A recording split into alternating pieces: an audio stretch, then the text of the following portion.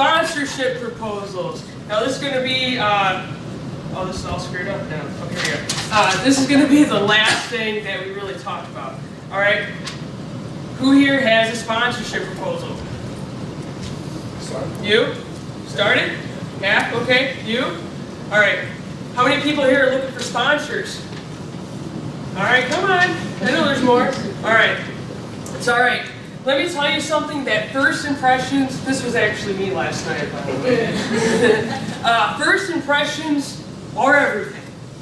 And I cannot tell you how many times, maybe in a given week, I will get a message on our Facebook page, or even sometimes an email, which I give them credit for the email, which will just say, "Hi, I race a car, it's pretty fast, will you sponsor me?"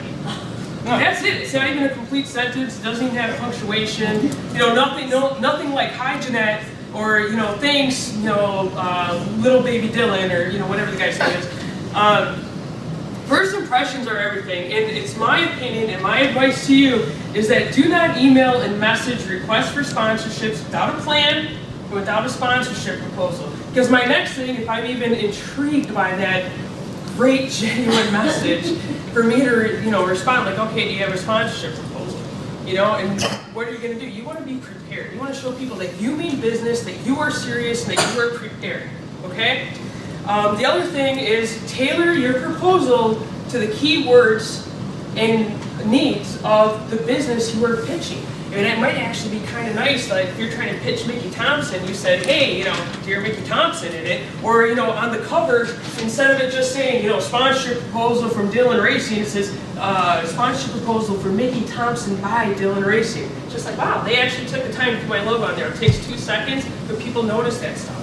And nowadays, with technology, people got scanners. These big corporations, they got scanners.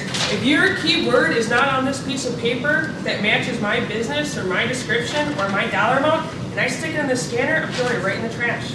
I'm not even going to read it. I'm going to scan it. And if it's not on there, I'm throwing it right in the trash. Same thing goes with resumes for jobs. Companies, they don't have time for this.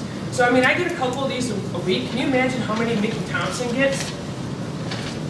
Like ridiculous amounts. They probably have killed florists with how many requests for sponsorships they get. But don't let that deter you. Don't let that oh my God, I could never get a sponsorship. You can if you put forth the effort. You need to put some passion into it and really take it seriously, because you get one shot to have a good impression your first time. Okay? The other thing to remember is benefits. It's not about what's benefiting you. We already know what's going to benefit you. You want money. Maybe if you don't have money, you want some race parts or some race fuel. You want something. You already know what the benefit to you is. What is the benefit to them? And that's what's important. What is the benefit to the sponsor? They want to know that. And it needs to be more than just putting a sticker on the car. Okay, we're beyond that. We're 2017. I don't care how many stickers you have of me on your car, although that's kind of cool. And I would take a picture with it. Well, how is that going to help my business? What's the return? What is the ultimate goal? Okay? So, Natalie Decker. I met her at PRI. You guys, anyone ever heard of Natalie Decker? She's awesome, man. She's like a super sweetheart, right? So, I see tons of sponsorship proposals, and she sent me hers. I wanted to look at it. And I asked her if I could show it during the seminar today, and she said sure. To be honest, I was very blown away just with the quality and how clean and presentable it was, okay? So I'm just going to assume that button's not going to work, so let's not going to screw around with that, right?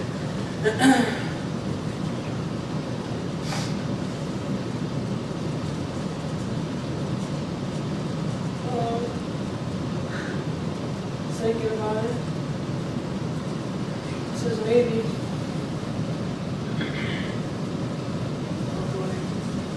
Well, here we are. Alright, so this is the cover. Alright? Everyone has a different style. Mine looks way different. Well, I'm not a driver. Okay? I'm getting sponsorship for my organization to do events for different things. Alright, so this is her driver. Alright? Table of contents. Just look at how clean this is and how organized. You got a table of contents, clean, high quality photos, okay? Fan comments, which pretty much like testimonials, like, hey, I'm a good person. People like me. You want media coverage, different things she's been featured in, her contact information. Don't forget the contact information, that's super important. Racing highlights. She's been racing since she was 9 years old. Look how, I like how she broke this down, because so many people try to break this down in one page, and if they can't get it all in one page, they just start taking stuff off, like the old stuff. Maybe don't do that, you know? Why not? Look at how clean this is. No more racing highlights.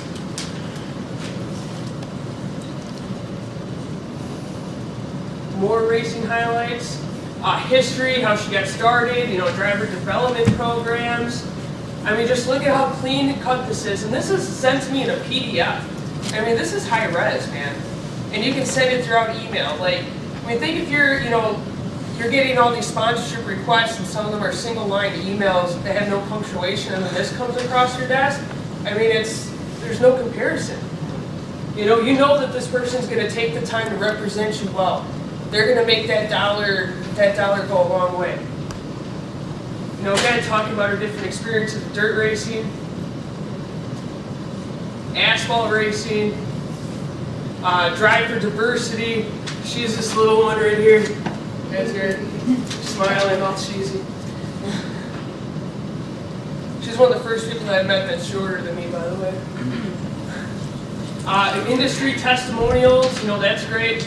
Danica Patrick's father's on there saying something credible about her. I mean, that's pretty cool.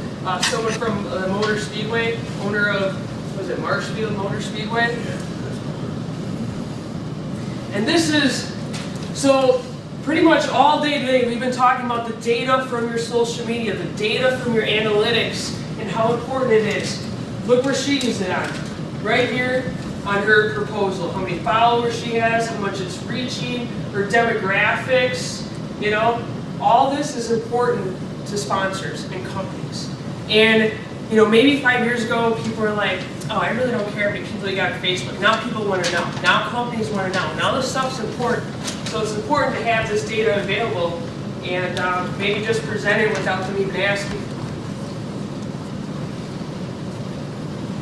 So, and then in addition, she also includes, and I thought this was kind of neat, she includes like the different kinds of off-track stuff she's involved with. You gotta remember, your attitude on the track is as important as off the track. She does a lot of charity work. So that's good. And then here's, you know, the back cover. Some people include pricing in there. Some tailor their pricing to the different companies they're pitching. They might ask, you know, the president of Sharpie for a different money amount than, you know, mom and pop shop down the street. So some people put it in there, some don't. Some have it on a separate, like, kind of sales sheet type page. And yeah. So again, I think that is a beautiful example of a clean-cut sponsorship proposal. It's gorgeous. I love it. I wish everyone would clone that and made like sponsorship proposal babies out of it or something, because it is gorgeous and it's very impressive. Okay. So FYI, sponsorship proposals, sponsors are going to research you. You start asking for money and seeking sponsorship, they're going to research you. Same thing with employers. They're going to look at your social media. They're going to look at your websites. Can they even find your website? You know, your online presence, your events. Like the last event that you raced at, how many people were there? Would you happen to know everybody that saw you or approached you? You know, be kind to everybody. You just never know who's coming up to talk to you. So, at the end of the day, what does your online presence say about you and your race team? And that's really important. Again, springtime, it's never too late to clean some of this stuff up. Just something to think about. You know, a lot of people say, Jeanette, this is a lot of work. Yeah, it is. Absolutely it is. This is a lot of hard work. Work hard, play hard, man. Half-assed effort only delivers half-assed results. Period. Not gonna lie, not gonna sugarcoat it, okay? But if you're truly inspired by something, if you truly have passion for something and you give it your all, you can do this. Anyone can do this. You have a goal, you give it your all, otherwise you're just wasting your time and you can't get it back. Okay? So, thank you for coming. Sorry we ran a little late. Does anyone have any questions? What exactly is your brand? What is your brand? Chix? Yeah, So Chix, we are the premier motorsports organization for women. What we do is that we advertise and promote women in motorsports in the automotive industry. We also provide free resources to women, whether what we're really working on right now is on our website is just to have, like the free press release template, a free sponsorship proposal template, so people can use this information to better their careers in their personal life or just as hobbies. We also host a number of different events. Again, my other company, Crank Media, this is what we do. We build people's websites, run their social media programs for them, and try to help them achieve their goals and dreams, whether it's become a multi-million-dollar company or whatever it is. Brain unicorns. Does that answer that? Do you feel that this seminar is an important part of your marketing for the car chase and being out on the floor? Do you feel it's really, really important to it? Do I think having a booth here at the show or doing this? Having this seminar here, do you feel it's really important? I think, your brand?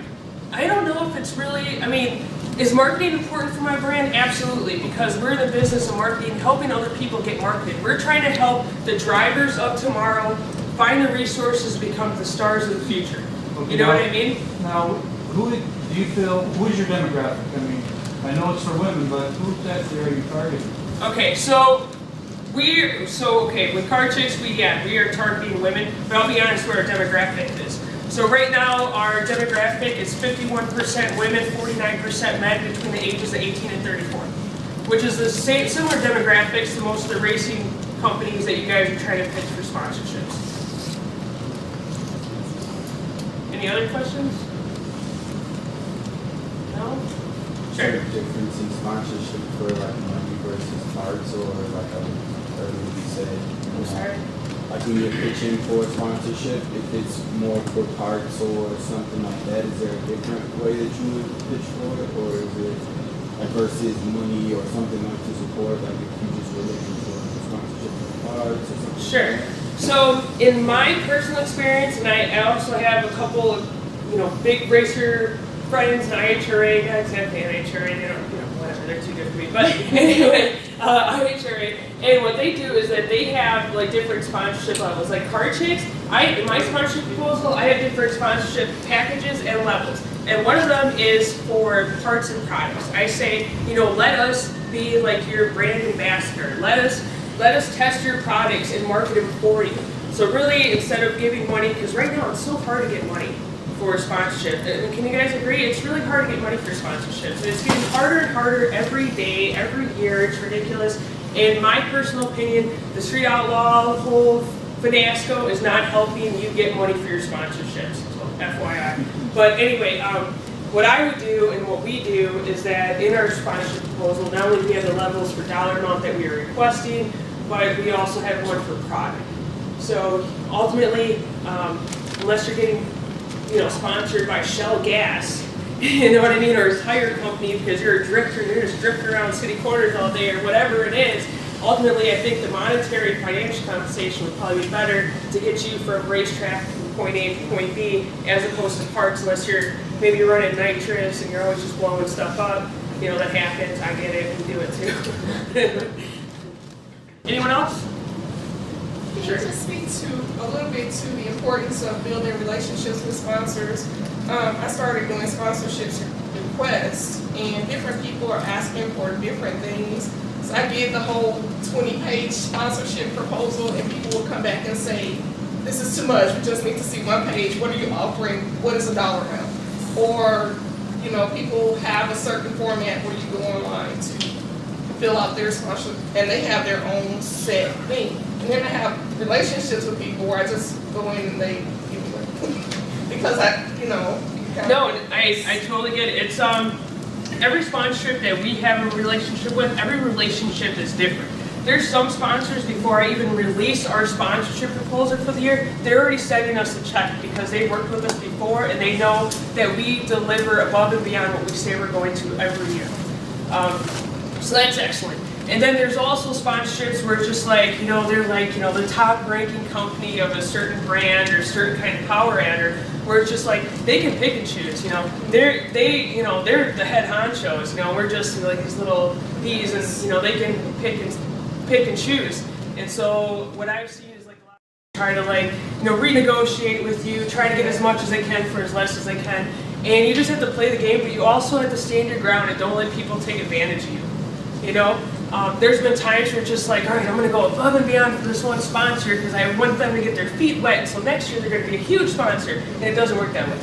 So just stand your ground and make sure you don't get taken advantage of, but make sure, like I always like to deliver a little bit above and beyond what I said I'm going to do, but also don't forget, keep track of that, because we try to, you know, renew that sponsorship if there's ever some kind of, you know, you just want to remind them nicely, oh, by the way, and I also did this or that. So you just have to take that by case basis. So everyone goes through it, you're not alone. Yes, it is, man, it is. So anyone else, we're like half hour over time. Do you think that sponsors are looking for different things each year when you send in your proposal, that you need to definitely, obviously keep it current, but change how you're presenting yourself? You know, that's a great question. So, yes and no. Last couple of years, our proposal really hasn't changed except for the demographics and the data that we provide, because our data is always going up. And good or bad data, we always report it. Like, let's be real, let's be transparent. You know, this is a relationship. I'm just going to be honest with you.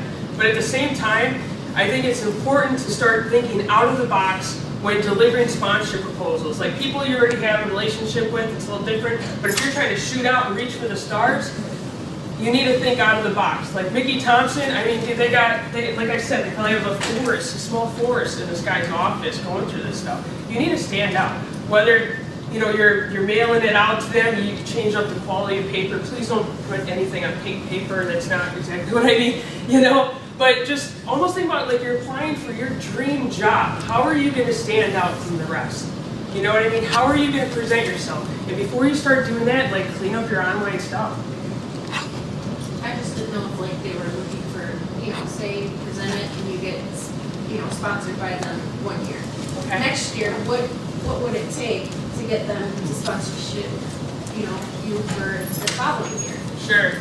You know, is there different characteristics that they may be looking for each year? You know, and I think that's something, like, over time you need to, you know, talk, feel that out with the relationship that you build with them. Make sure, like, when you get sponsored, especially they give you money or something, don't be like, oh, thanks, and then forget their name for a whole year, then hit them up later. Like, you want to have a friendly relationship with these people. You know, they want to be your family. Like, you know, sit down for Sunday dinner and eat meatballs or something. You know, you want to keep the communication open so they don't feel like you took advantage of them and vice versa.